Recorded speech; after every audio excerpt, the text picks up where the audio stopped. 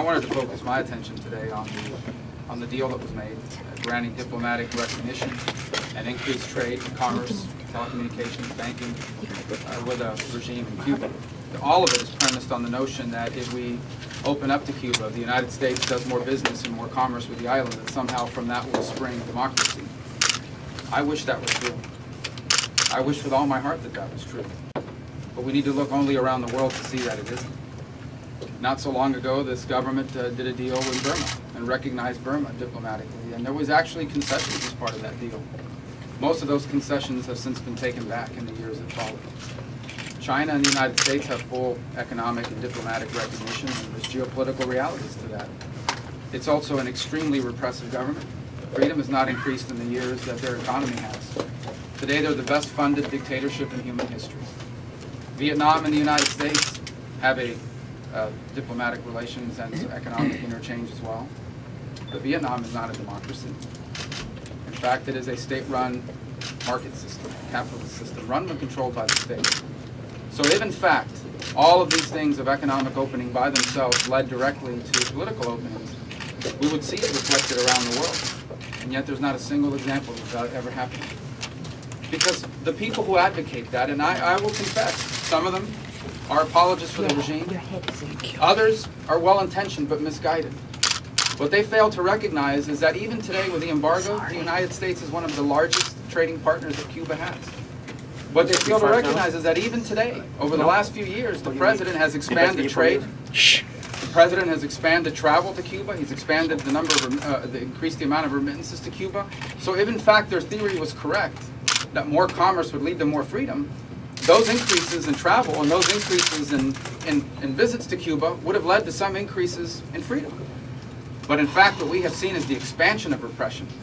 Everyone who follows Cuba closely knows that over the last few years, repression on the island has actually increased, not decreased, as the trips have increased and the remittances have increased and the tourist visits have increased. Because let there be no doubt, the vast majority of these cultural exchanges are nothing but tourism to the island. But beyond this issue, this deal the president has come up with is a terrible trade-off. In exchange for diplomatic recognition, more cooperation on telecommunications, more banking, more commerce, more travel, and more remittances, in the words of Raul Castro, Cuba has agreed to nothing. As he said yesterday in his address to the Cuban people, he said that they were able to get all these concessions without having to give up on any of their principles. And their principles are dictatorship, repression, jailing of your opponents, and exiling the rest. By his own admission, he's given up absolutely nothing. This is the kind of deal you get when you send your speechwriter to negotiate with a tyrant. And that's what we have now. And its implications extend far beyond Cuba.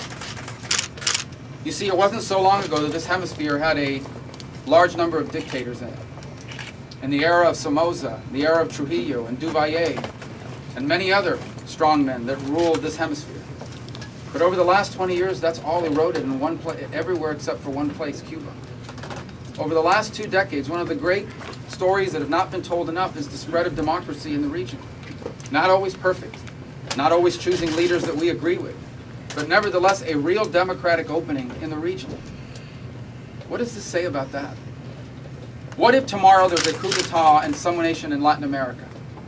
How now can this administration go and say to them, you can't impose a dictatorship when we've just recognized one?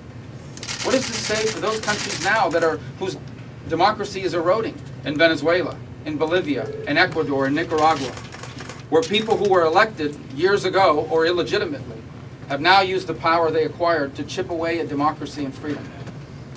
What does this say to them? It says, green light, go forward. What does it say when you have a summit of the Americas in Panama in April that is supposed to be a gathering of democratic countries, and you've invited the only pure dictatorship in the region, although I would argue Venezuela is practically there, and Nicaragua, Bolivia, and Ecuador are not far behind. The implications of this decision will extend far beyond just Cuba. It has a chilling effect on democracy and freedom in the region, and on those in the region who are bravely fighting for it, especially those in Cuba.